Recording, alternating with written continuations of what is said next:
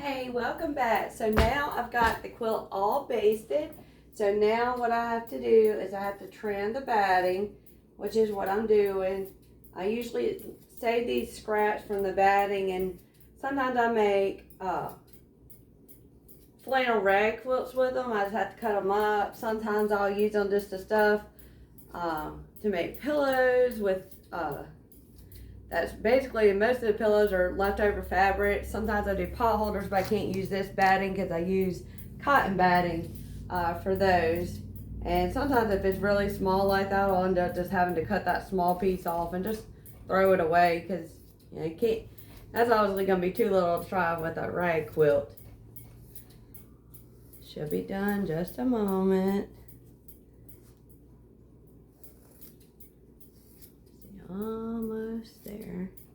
Of course, that piece is a little bit bigger. So then what I'll do is really none of that's going to be even fine for rag quilts, so then I throw it away. Sorry, my table's a little, I got lots of stuff on here, but literally then I just pull it like this. I do 1 inch for the binding because I just use the back for the binding and just wrap it around.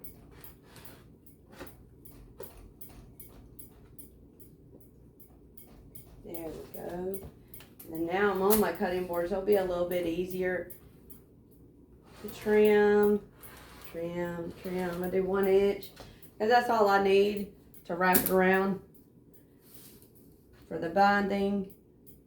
A long time ago, I used to create the binding and add it to quilt. Binding really is never my favorite part, so I do go on and get the binding ready before I quilt, because to me, that's just the most fun part about quilting, is the actual quilting part. And here we go, we'll just at the end. And then of course I have this left over, and I'd probably end up using it on a project. Not sure what, it may just end up being in a scrappy quilt. But thank you so much for joining. Follow that for updates.